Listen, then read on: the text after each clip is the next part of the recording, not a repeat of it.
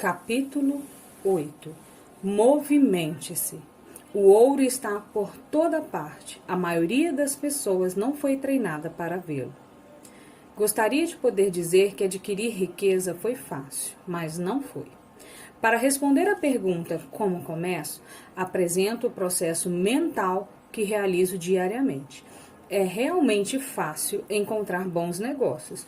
Garanto isso. É como andar de bicicleta. Depois de alguma hesitação, vira um passeio. Mas, quando se trata de dinheiro, é necessário determinação para ultrapassar a fase da hesitação. É uma decisão pessoal. Descobrir negócios únicos na vida de milhões de dólares exige que convoquemos o nosso gênio financeiro. Acredito que em cada um de nós reside um gênio financeiro. O problema é que ele está adormecido, esperando ser despertado. Está adormecido porque a nossa cultura nos educa para acreditar que o amor ao dinheiro é a raiz de todos os males. Ela nos incentiva a aprender uma profissão para que possamos trabalhar pelo dinheiro, mas não nos ensina a fazer o dinheiro trabalhar para nós. Ela nos ensina a não nos preocuparmos com o nosso futuro financeiro, que o governo ou a empresa em que trabalhamos cuidarão de nós quando chegar o dia da aposentadoria. Contudo, são nossos filhos formados no mesmo sistema de ensino que acabarão pagando por ela. A mensagem é trabalhar arduamente, ganhar e gastar o dinheiro, e quando ele faltar, sempre poderemos fazer um empréstimo. Infelizmente, 90% do mundo ocidental aceita essa teoria, simplesmente porque é mais fácil encontrar um emprego e trabalhar pelo dinheiro. Se não faz parte dessa multidão, eu lhe mostrarei os 10 passos para despertar seu gênio financeiro. São simplesmente os passos que seguir. Se quiser tentar algum deles, ótimo. Se não, crie os seus. Seu gênio financeiro é suficientemente esperto para desenvolver sua própria lista. Conversando com um garimpeiro de 45 anos no Peru, eu lhe perguntei por que tinha tanta confiança em encontrar uma mina de ouro. Ele respondeu: o ouro está por toda parte. A maioria das pessoas não foi treinada para vê-lo. E eu diria que isso é verdade.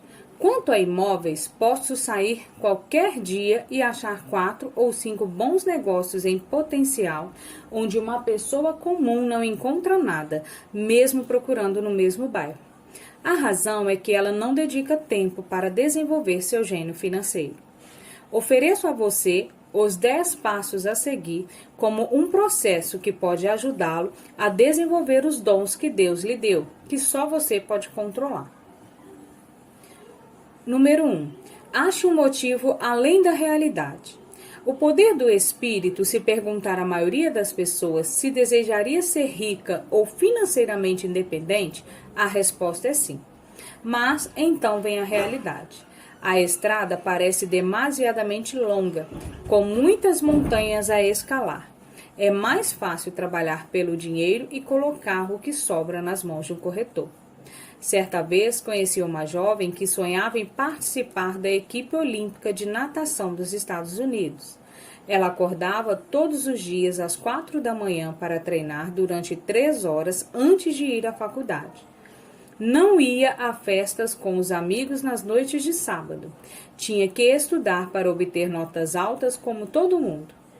Quando lhe perguntei o que a levava a essa ambição e a esse sacrifício sobre-humano, simplesmente respondeu: faço isso por mim mesma e pelas pessoas que amo.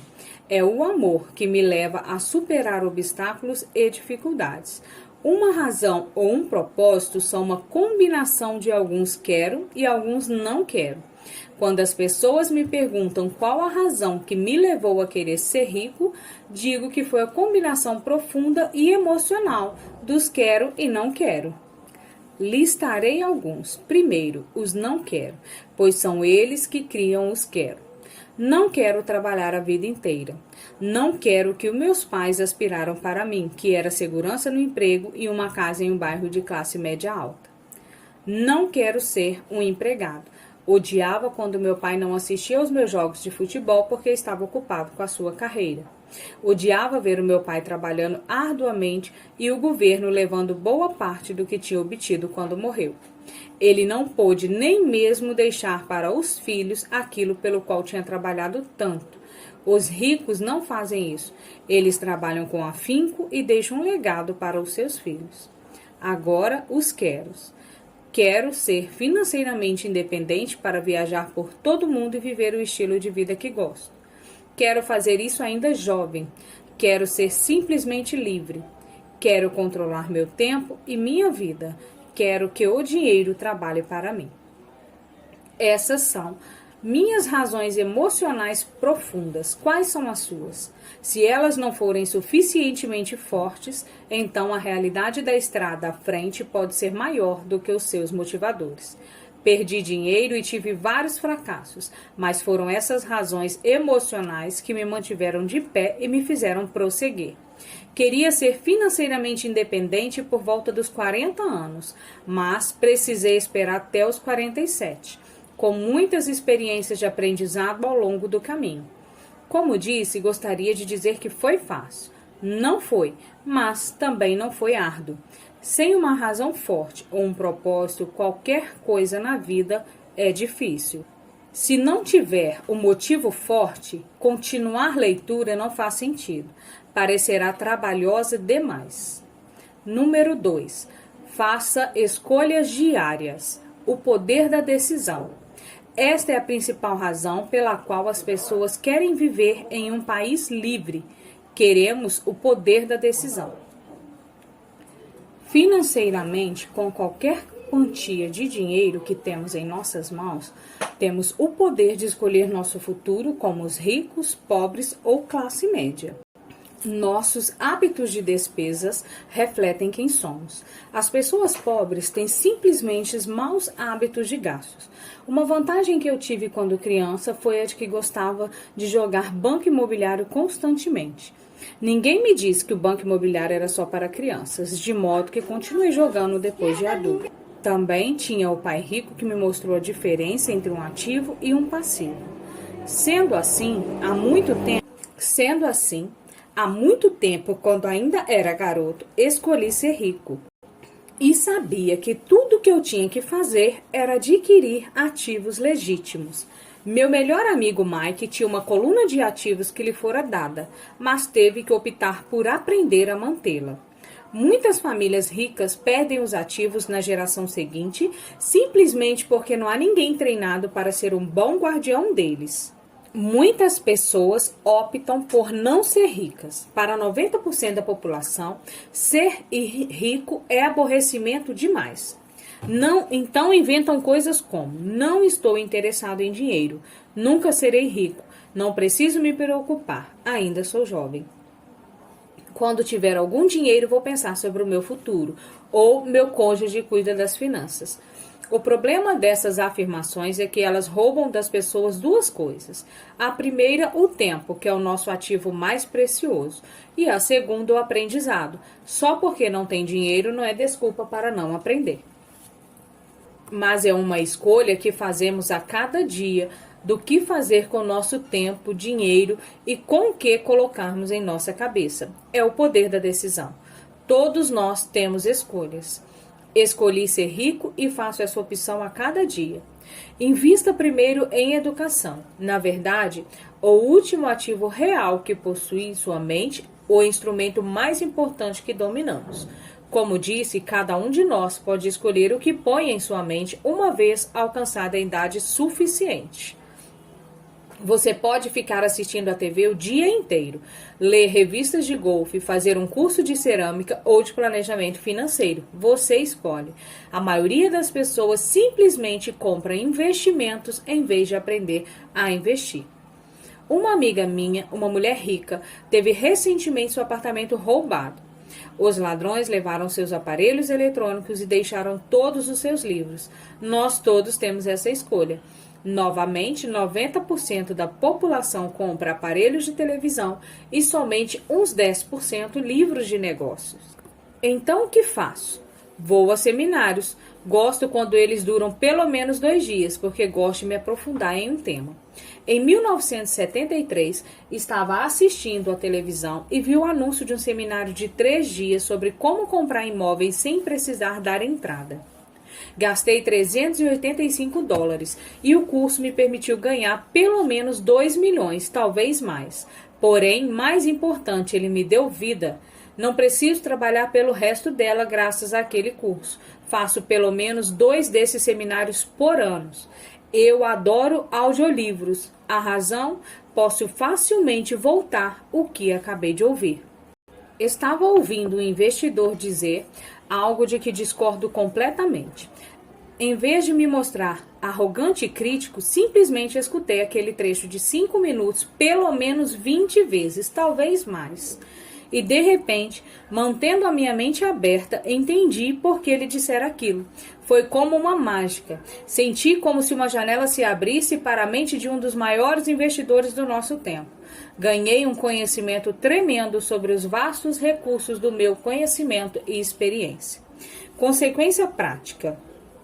Ainda tenho a minha velha maneira de pensar e também uma nova para encarar o mesmo problema ou situação. Tenho 2 pensamentos em vez de um, mais de uma forma de analisar um problema ou tendência, e isso não tem preço. Hoje me pergunto muitas vezes como Donald Trump faria isso.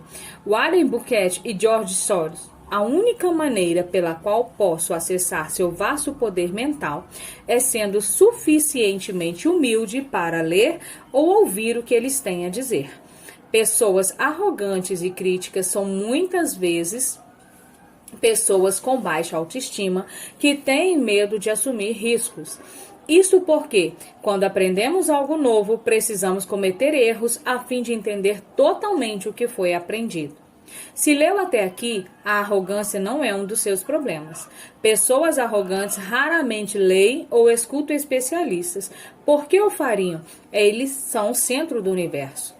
Há pessoas inteligentes que discutem ou defendem quando uma ideia nova se choca com o que precisam. Neste caso, sua assim chamada inteligência combinada com arrogância se torna ignorância. Cada um de nós conhece alguém muito instruído ou que se acha esperto, mas cujo balanço patrimonial mostra outra coisa. Uma pessoa verdadeiramente inteligente saúda as novas ideias, porque elas podem aumentar a sinergia de outras ideias acumuladas. Ouvir é mais importante do que falar. Se isso não fosse verdade, Deus não teria nos dado 2 ouvidos e apenas uma boca. Gente demais pensa com a boca, em vez de ouvir para assimilar novas ideias e possibilidades. Discutem-se em vez de fazer perguntas. Penso em minha riqueza em longo prazo. Não sou partidário da mentalidade de milionário instantâneo como a de muitos compradores de bilhetes de loteria ou frequentadores de cassino. Posso comprar e vender ações, mas sempre adquiro conhecimento. Se quiser pilotar um avião, deve ter aulas antes. Sempre perplexo com gente que compra ações ou imóveis, mas nunca investe no seu maior ativo, sua mente. O fato de ter comprado 1 ou 2 imóveis não o torna um especialista em imóveis. Número 3. Selecione amigos com cuidado. O poder da associação. Em primeiro lugar, não escolho meus amigos levando em conta suas demonstrações financeiras. Tenho amigos que fizeram de fato voto de pobreza, bem como amigos que ganham milhões todo ano. O importante é que aprendo com todos eles. Agora, admito que há pessoas que procurei porque têm dinheiro, mas eu não estava atrás do seu dinheiro, queria o seu conhecimento. Em alguns casos, essas pessoas de vastas posses se tornaram amigos queridos, mas nem todas. Há uma diferença que quero destacar. Observei que os meus amigos ricos falam de dinheiro, e eu não estou querendo dizer que se gabem. Eles se interessam pelo assunto. Já os amigos que têm dificuldades financeiras não gostam de falar de dinheiro, negócios ou investimentos. Muitas vezes pensam que isso é deselegante ou vulgar. Ou seja, também aprendo com os amigos que têm problemas financeiros. Descubro o que não fazer. Tenho vários amigos que obtiveram mais de $1 bilhão durante suas breves vidas. 3 deles observam o mesmo fenômeno. Seus amigos que não têm dinheiro nunca lhe perguntaram como conseguiram, mas eles pedem 2 coisas: dinheiro emprestado ou um emprego. Aviso: nunca ouça as pessoas pobres ou apavoradas. Tenho amigos assim e gosto muito deles, mas são ticoliros na vida. Quando se trata de dinheiro, especialmente investimentos, o céu está sempre caindo. Eles sempre sabem porque as coisas não funcionam. O problema é que as pessoas as ouvem, mas os que aceitam cegamente essas informações pessimistas são também pessimistas. É como diz o velho ditado: diga-me com quem anda e lhe direi quem você é. Se assistir a canais de negócios na TV, verá que frequentemente apresentam mesas redondas chamadas de especializadas. Sempre há um participante dizendo que o mercado está a ponto de desabar e outro que está em ascensão. Se você for esperto, ouvirá os dois. Mantenha sua mente aberta, porque ambos têm motivos válidos. Infelizmente, a maioria das pessoas ouve apenas o ticoliros. Tenho alguns amigos próximos que procuraram me fazer desistir de algum negócio ou investimento.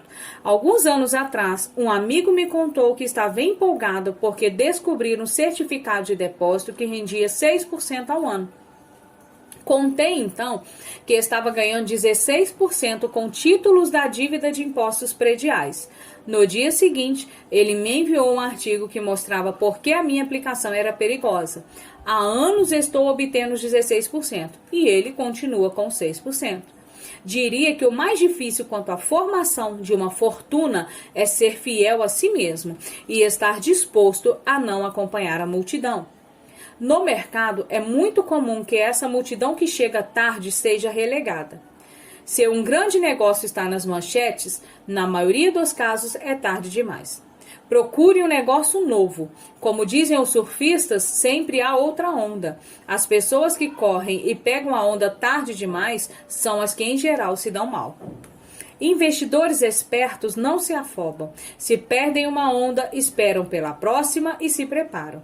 Isso é difícil para a maioria dos investidores porque comprar o que não é popular lhes parece apavorante. Os investidores tímidos gostam de acompanhar a multidão. Sua ganância os leva para as aplicações, somente quando os investidores sábios já auferiram seus lucros e se retiraram.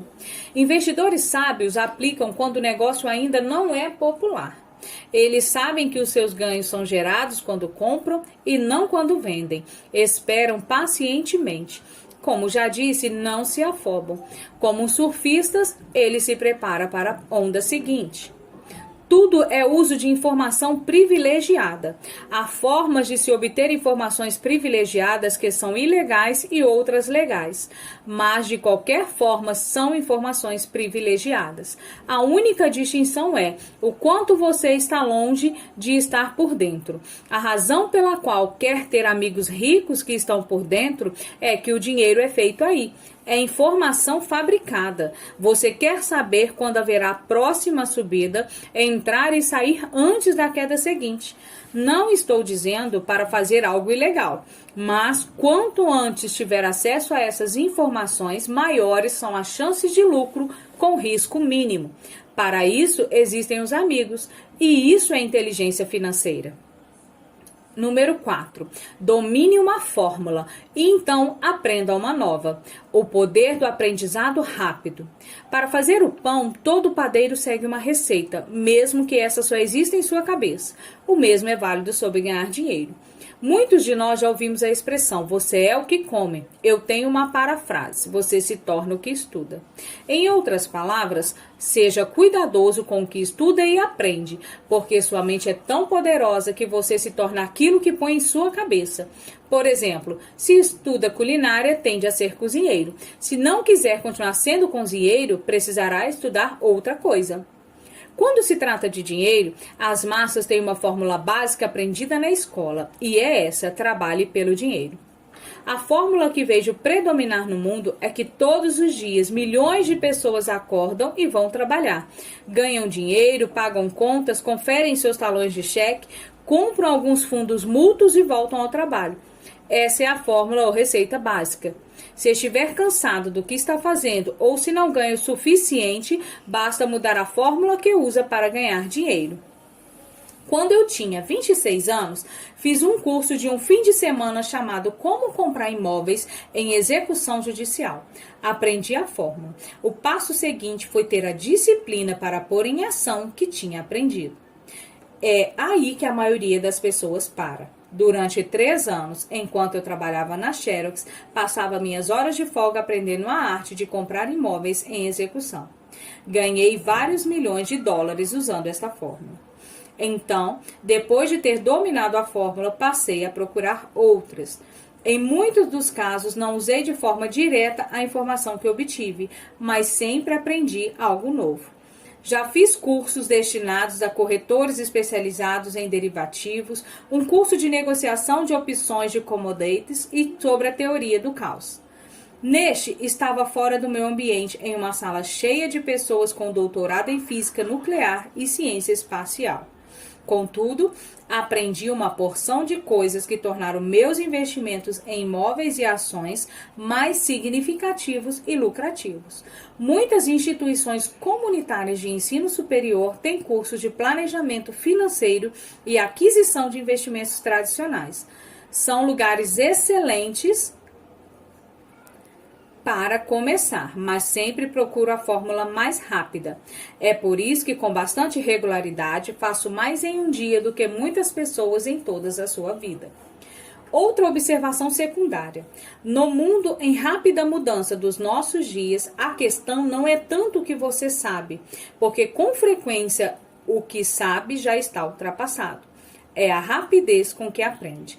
Essa habilidade não tem preço. É impagável para encontrar fórmulas, receitas se preferir, mais rápidas de ganhar dinheiro. Trabalhar arduamente pelo dinheiro é uma fórmula velha, nascida nos dias dos homens das cavernas. Número 5. Pague a si mesmo em primeiro lugar. O poder do autocontrole. Se não consegue se controlar, não tente ficar rico. Talvez fosse bom entrar para a marinha ou alguma ordem religiosa para aprender a se controlar. É a falta de autocontrole que leva muitos ganhadores de loterias à insolvência pouco depois de terem ganhado milhões. É a falta de autocontrole que leva pessoas que acabaram de obter um aumento a comprar um carro novo ou fazer um cruzeiro. É difícil dizer qual dos 10 passos é o mais importante, mas de todos, este é possivelmente o mais difícil de dominar se não integrar a sua personalidade. Eu arriscaria dizer que é a falta de autocontrole que se constitui no fator número 1 a separar ricos, pobres e classe média. Dito de forma simples, pessoas que têm baixa autoestima e pouca tolerância à pressão financeira não poderão nunca ser ricas. Como já disse, uma lição aprendida com o pai rico foi que o mundo vai bater em você. Isso não acontece porque as outras pessoas são ruins, mas porque os indivíduos não têm autocontrole e disciplina. Quem não tem força interior muitas vezes se torna vítima daqueles que a têm. Nos cursos para empreendedores que leciono, lembro constantemente aos participantes de que não devem focar seu produto, serviço ou atividade, mas o desenvolvimento de habilidades de gestão. As 3 habilidades de gestão mais importantes para se iniciar um negócio próprio são: primeiro, fluxo de caixa; segundo, pessoas; terceiro, tempo pessoal. Diria que essas habilidades de gestão se aplicam a qualquer coisa, não apenas a empreendedores.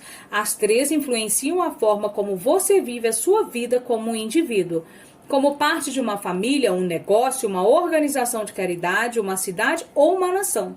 Cada uma dessas habilidades é realçada pelo domínio do autocontrole. Não trato a assertiva "pague a si mesmo em primeiro lugar" de maneira leviana.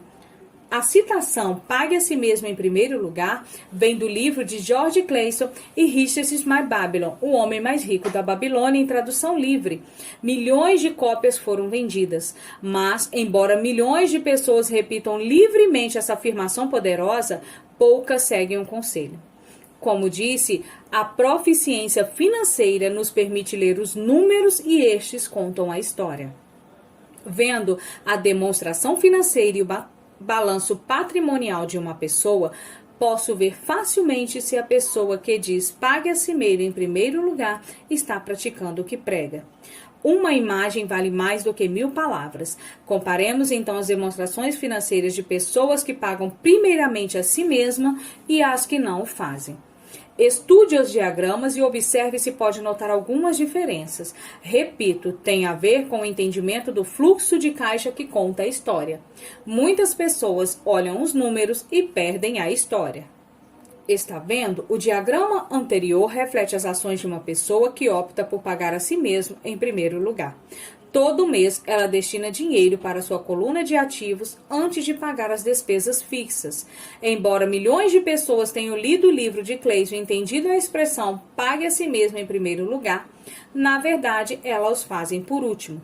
Agora posso ouvir as reclamações daqueles que acreditam sinceramente em pagar as contas prioritariamente. Ouço todas as pessoas responsáveis que pagam suas contas no vencimento. Não estou dizendo para ser irresponsável e ignorá-las. Tudo o que digo é para agir como o livro diz. Pague a si mesmo em primeiro lugar. E o diagrama anterior é o quadro contábil correto desta ação. Se você pode realmente começar a compreender o poder do fluxo de caixa, perceberá rapidamente o que há de errado com o diagrama anterior, em que 90% das pessoas trabalham arduamente durante toda a vida e precisam de apoio do governo, a Previdência Social, quando não podem mais trabalhar. Kim e eu tivemos muitos corretores, contadores e gerentes de banco que tinham grandes problemas com a orientação do pague a si mesmo em primeiro lugar.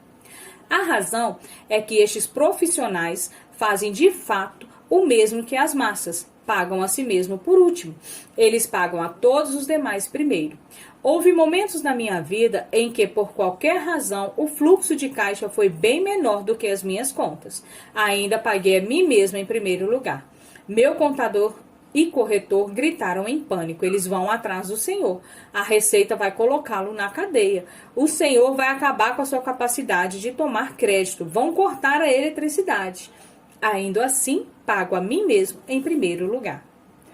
Por quê? Perguntará o leitor. Porque esse é todo o sentido da história de O Homem Mais Rico da Babilônia, o poder do autocontrole e da força interior. E como o pai rico me ensinou no primeiro mês em que trabalhei para ele, a maioria das pessoas permite que o mundo bata nelas. O cobrador liga e diz, pague ou então. Um vendedor diz, coloque no cartão. Seu corretor imobiliário diz, vá em frente. O governo permite dedução do financiamento da sua casa no imposto de renda. É disso tudo que o livro trata, ter a garra para ir contra a maré e enriquecer. Você pode não ser fraco, mas quando se trata de dinheiro, muitas pessoas se deixam influenciar. Não estou falando para ser irresponsável. Não tenho dívidas no cartão de crédito, nem com a compra de supérfluos, porque pago a mim mesmo primeiro. A razão pela qual minimizo minha renda é porque não quero entregá-la ao governo. É por isso que a minha renda se origina em minha coluna de ativos por meio de uma sociedade anônima em Nevada. Se eu trabalhar por dinheiro, o governo pega. Embora pague minhas contas por último, tenho astúcia financeira suficiente para não me colocar em uma bola de neve. Não gosto de dívidas de consumo. Na verdade, tenho passivos que são mais altos do que os 99% da população, mas não pago por eles. Outros fazem os locatários. O principal, então, para pagar a si mesmo em primeiro lugar, é começar por não se endividar. Apesar de pagar minhas contas por último, me organizo para ter apenas pequenas contas sem importância que terei de pagar. Quando eventualmente estou em um aperto, ainda assim pago primeiro a mim mesmo. Deixo que os credores e até o governo gritem. Gostam quando ficam zangados. Por quê? Porque eles me fazem um favor. Eles me inspiram a sair e criar mais dinheiro. Continuo pagando a mim mesmo primeiro. Invisto dinheiro e deixo os credores reclamarem. Em geral, acabo de qualquer forma pagando logo. Kim e eu temos excelente crédito. Apenas não cedemos à pressão e não gastamos nossa poupança ou liquidamos ações para pagar dívidas de consumo. Isso não é muito inteligente do ponto de vista financeiro.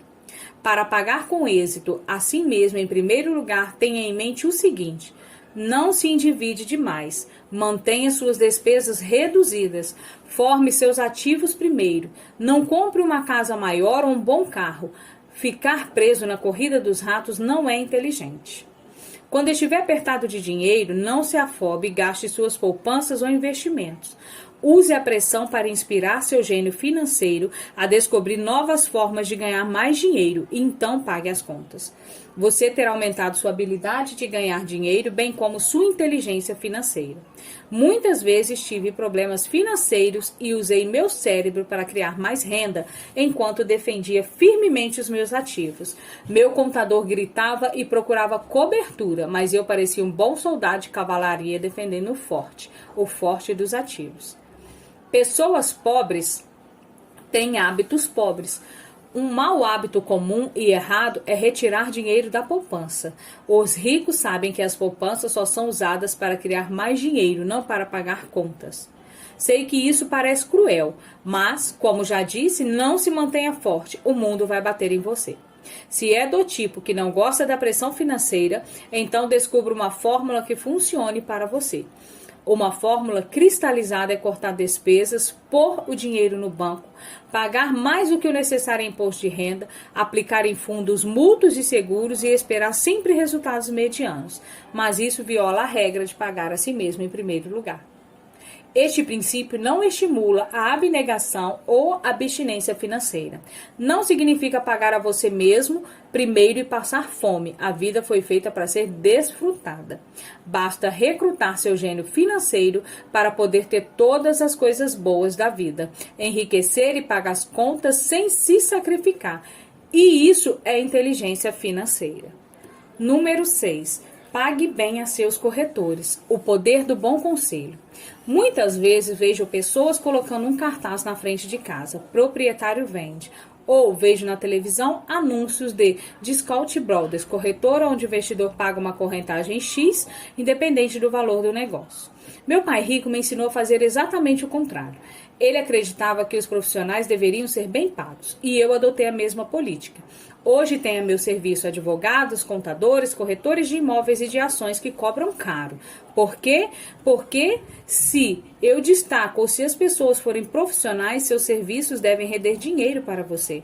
E quanto mais dinheiro ganharem, mais eu ganho. Vivemos na era da informação. A informação não tem preço. Um bom corretor deve lhe oferecer informações e dedicar tempo para instruí-lo. Tenho vários corretores dispostos a fazer isso por mim. Alguns me ensinaram quando eu tinha pouco ou nenhum dinheiro e até hoje trabalho com eles. O que paga um corretor é pouco em comparação ao dinheiro que posso ganhar em consequência das informações que me trazem. Adoro quando meu corretor de imóveis ou de ações ganha muito dinheiro. Em geral, isso significa que ganhei muito dinheiro também.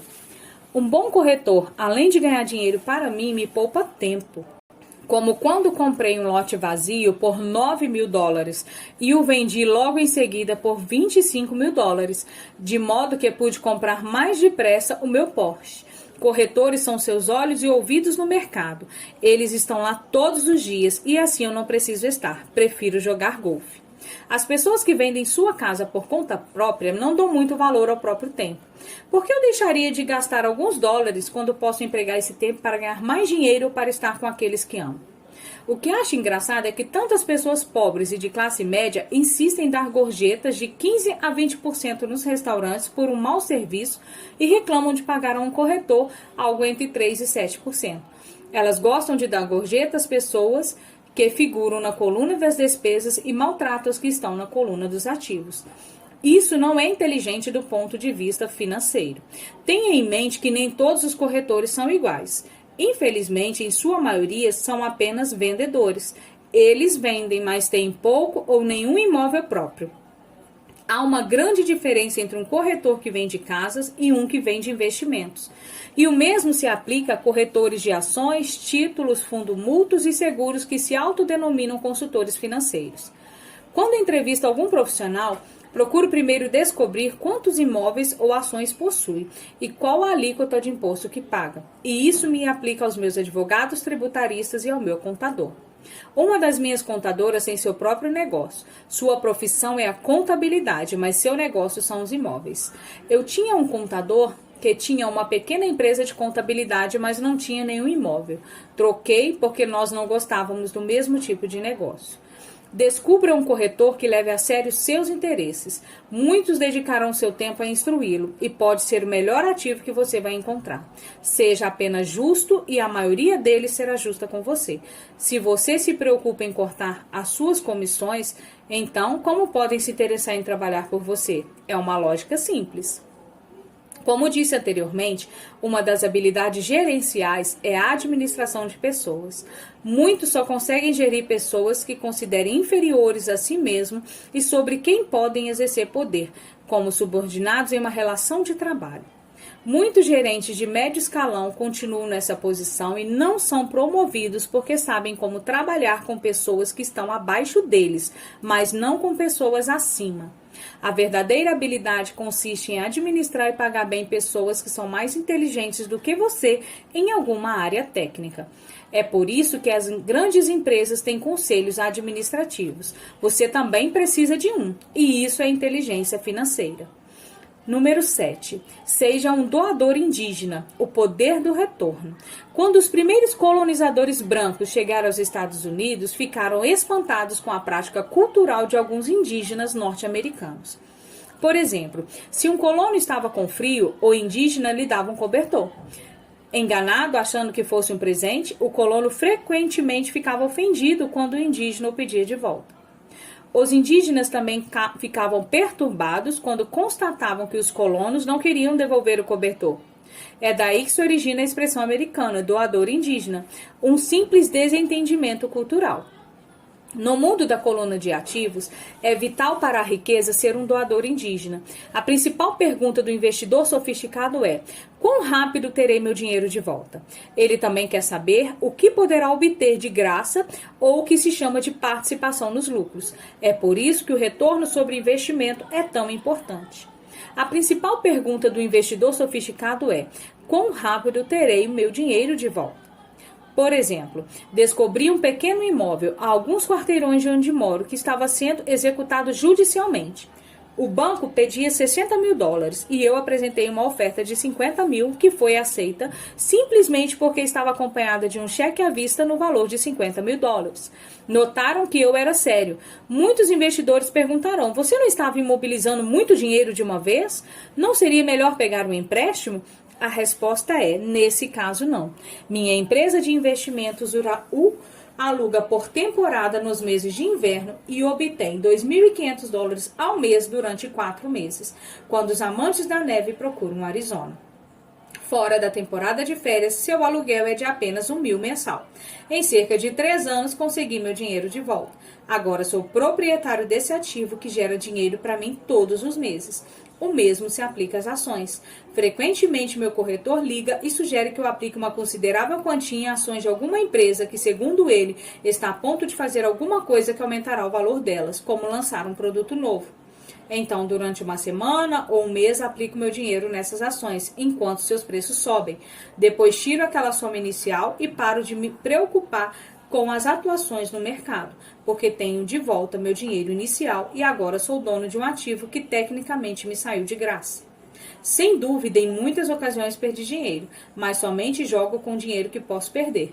Diria que em uma média de 10 investimentos faço 1, 2 ou 3 gols de placa. 5 ou 6 não são lá essas coisas. E perco de 2 ou 3. Mas limito minhas perdas ao dinheiro que apliquei neles naquele momento.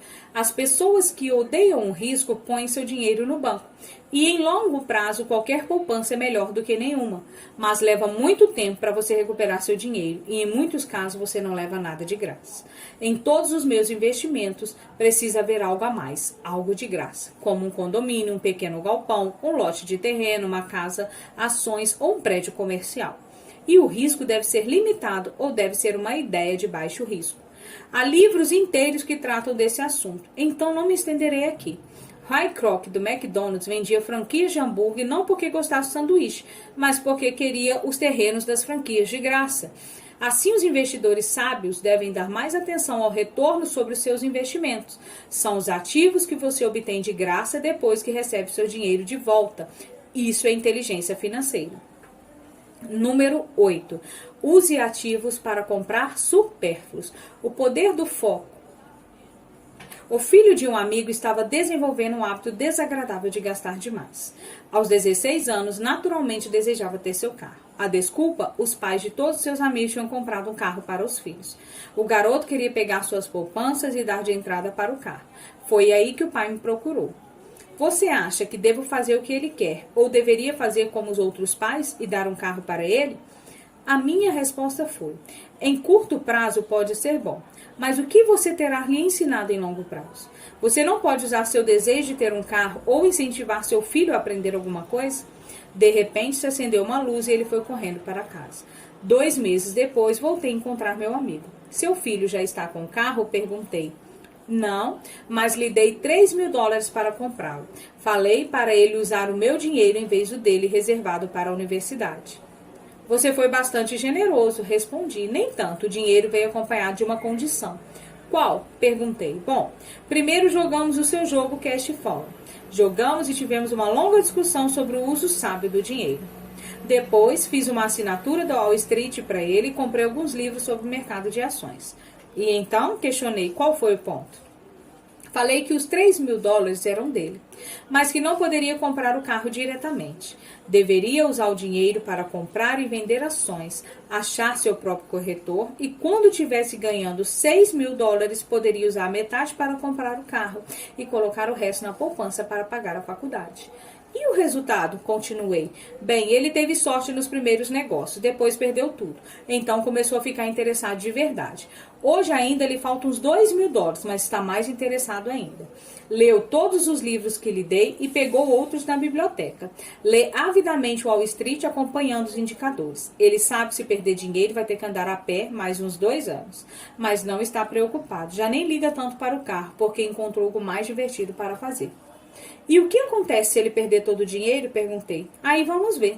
Prefiro que perca tudo agora do que ter que esperar chegar à nossa idade para arriscar e perder. E além do mais, esses são os melhores $3.000 que gastei com sua educação. O que está aprendendo lhe servirá por toda a vida e ele parece ter adquirido mais respeito pelo poder do dinheiro. Como já falei na menção Pague a si mesmo em primeiro lugar, o poder do autocontrole, se uma pessoa não domina esse poder, é melhor nem tentar enriquecer. Embora o processo de gerar fluxo de caixa a partir da coluna de ativos seja fácil, a força mental de direcionar o dinheiro é difícil. Devido às sensações externas, é mais cômodo neste mundo de consumismo torrar o dinheiro nas colunas e despesas. A falta de motivação mental leva o dinheiro a fluir pelos caminhos de menor resistência. Essa é a causa da pobreza e dos problemas financeiros. Os exemplos seguintes ilustram a inteligência financeira necessária para fazer com que o dinheiro gere mais dinheiro. Se eu der a 100 pessoas $10.000 no início do ano, acho que ao fim do ano 80 não terão mais nada. De fato, terão aumentado seu endividamento usando o dinheiro para dar entrada em um carro novo, eletrodomésticos, aparelhos eletrônicos ou em uma viagem de férias. 16 terão aumentado esses 10 mil em torno de 5 e 10%. 4 terão aumentado a soma para 20 mil ou para alguns milhões. Estudamos para aprender uma profissão que nos fará trabalhar pelo dinheiro. Na minha opinião, é também importante aprender a fazer o dinheiro trabalhar para nós. Gosto dos meus supérfluos tanto quanto qualquer outro ser humano. A diferença é que algumas pessoas compram seus supérfluos em prestações. É a armadilha de querer imitar o vizinho. Quando eu quis comprar um Porsche, o caminho mais fácil foi procurar o gerente do banco e conseguir um financiamento. Em vez de me preocupar com a coluna dos passivos, decidi me concentrar na dos ativos. Como de praxe, empreguei o meu desejo de consumir para me inspirar e motivar o meu gênio financeiro a investir. Constantemente nos preocupamos como obter as coisas que desejamos em vez de nos concentrarmos em criar dinheiro.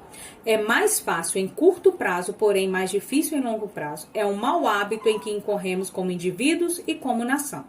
Lembre-se, o caminho mais fácil muitas vezes se torna o mais árido e o caminho árduo o mais aprazível. Quanto mais cedo você aprender a controlar o dinheiro e ensinar àqueles que amam, melhor. O dinheiro é uma força poderosa. Infelizmente, as pessoas usam esse poder contra elas mesmas. Se sua inteligência financeira for baixa, o dinheiro escorrerá das suas mãos. Será mais esperto que você. E se o dinheiro for mais astuto, você trabalhará por toda a sua vida. Para ser o senhor do dinheiro, precisa ser mais inteligente do que ele. Então o dinheiro fará o que você mandar. Ele lhe obedecerá. Em vez de ser um escravo, você será o senhor. Isso é inteligência financeira. Número 9. Escolha os heróis. O poder dos mitos. Quando eu era criança, admirava muito Willie Wise, Ed Randall e Yogi Berra. Eles eram os meus heróis e eu queria ser como eles. Seus cartões de beisebol eram meu tesouro. Queria saber tudo a respeito deles. E eu conhecia suas estatísticas, suas jogadas, quanto ganhavam e como tinham ascendido aos seus times profissionais. Como um garoto de 9 anos de idade, quando pulava para arremessar ou jogar na primeira base, ou como receptor, não era eu. Eu fingia ser um famoso jogador de beisebol. A simulação é uma das maneiras mais poderosas pelas quais aprendemos. E muitas vezes perdemos isso quando adultos. Perdemos os nossos heróis. Hoje, observo os garotos jogando beisebol perto de casa. Na quadra não há um Joãozinho. Eles fingem ser os seus ídolos. Copiar ou emular heróis é um aprendizado poderoso. Novos heróis. Hoje acrescentaria alguns nomes à lista, incluindo David Stockwell e Jim Richards. Quando cresci, encontrei novos ídolos. Tenho heróis do golfe, imito as suas jogadas e faço o possível para ler a respeito deles. Também tenho heróis como Donald Trump, Warren Buffett, Peter Lynch, George Soros e Jim Rogers. Sigo suas estatísticas como faziam com os meus heróis do beisebol. Acompanho os investimentos de Warren Buffett e leio tudo sobre suas opiniões a respeito do mercado. Leio sobre Donald Trump tentando descobrir como ele negocia e monta operações. Da mesma maneira que não era eu no campo de beisebol, quando estou no mercado ou fechando o negócio, estou agindo subconscientemente com a ousadia de Trump. Ou, ao analisar uma tendência, procuro pensar em como Warren Buffett teria feito. Tendo heróis, me aproprio de uma fonte imensa de gênio em estado puro. Mas heróis fazem mais do que simplesmente inspirá-lo. Heróis fazem com que as situações pareçam fáceis. Ao mostrar que é possível, nos convence a querer ser como eles. Se eles conseguiram, eu também posso. Quando se trata de investimentos, há gente demais para complicar. Procure heróis que façam as situações parecerem fáceis.